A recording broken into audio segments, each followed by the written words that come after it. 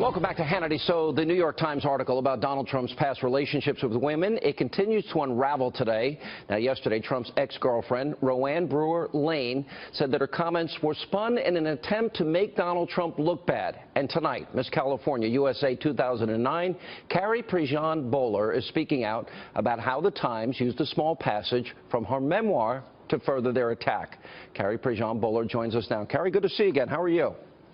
Good to see you, Sean. Good, thank you. I spoke to you earlier today. You were pretty mad, and I want you to explain how you got in this piece, because you said to them, "I have nothing bad to say about Donald Trump," when they called you. Yeah, back in March, when they started this whole campaign against him, several reporters had reached out to me and asked to interview me, and I said that I really had nothing to say to them, and they weren't going to get anything out of me, negatively about Donald Trump, and they weren't really happy with that. And so I basically, wouldn't give them a story, and now they came out with their own version of it and took, something out of my book and just totally twisted it and made it so negative. And I have nothing but positive things to say about Donald Trump, and that's kind of why I came on your show today, was because I was fed up, Sean. I mean, I'm so sick and tired of like the New York Times, that's just one example of how they just like to twist things, and they want to put words in people's mouths, and you know what, I'm not going to put up with it anymore, and it's time that they hear the truth. They pulled out a section of your book which they tried to attempt to use to make him look bad, and you said to me, why didn't they go 2 sentences further? What would have happened if they went to 2 sentences further? Well, if they actually would have read my entire book, they would have overall seen that I have nothing but admiration and respect for Donald Trump.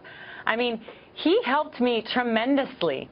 So they really weren't doing their job right. I mean, honestly, they took a little part of what happened at the beauty pageant. I mean, let's put it in context here, Sean. This was a beauty contest. I mean, they're making a big deal that he walked across the stage and was looking at us. Are you kidding me? Like, that's just ridiculous. I mean, they want to make it seem like he degrades women, and you know what? He was the owner of the Miss Universe organization for a long time, and he's helped thousands of women, and I happen to be one of them. And he gives so many women platforms. He gives them careers. He helps women tremendously, and I have nothing but respect for him. And he's done nothing but help me. He helped me write my book. After the pageant was over, he said, "Anything you want, Carrie. I want to help you in your career." And, he really stuck up for me and had my back. You know what the real question is? And I want to give you a full chance to answer this, because this is so devious what they're doing here. Now I've interviewed you. We interviewed the woman that I just mentioned about just moments ago, Roanne Brewer Lane, and I interviewed another woman who was a project manager for him, who became a vice president and sold hundreds of millions of dollars in condos. She was a survivor of the war in Bosnia.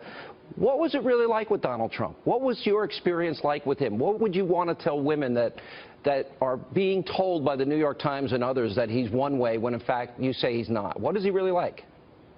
He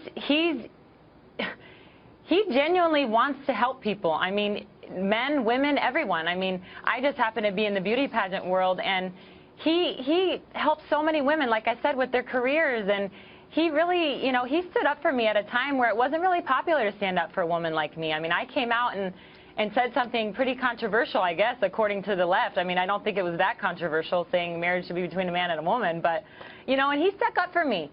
And I really admire that about him. He didn't need to do that, and he went out on a limb, and that shows you what type of man he is. And then he stepped up and he tried to help you after. How did he try and help you? Oh yeah, when I was sitting in his office after this whole thing happened, and he said, "Carrie, whatever you want to do, I want to make happen." And he was making phone calls right then and there in his office, and he said, "You're a great girl, Carrie, and I just want to help you out." And he did not need to do that. And I'm a very loyal person, and I would not come on here and be talking about him if I did not think highly of him. And so I owe a lot to Donald Trump, actually. I really do. And I can take from that you're going to be voting for him.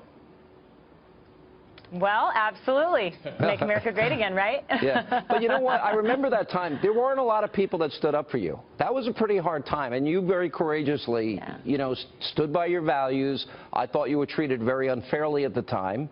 Okay, so I have the same view as you do. And Yeah. I remember interviewing you at the time, and there were a lot of people really hammering away, and he kind of stood up for your right to stand on your opinion, which I think we should have more people be willing to do that. So. Yeah, and that's what I love about Trump, is he speaks his mind, and he's not afraid of anybody, and I really admire that about him. All right, Kerry, good to see you again. Welcome back, and hopefully we'll see you soon. Thank you. Thank you.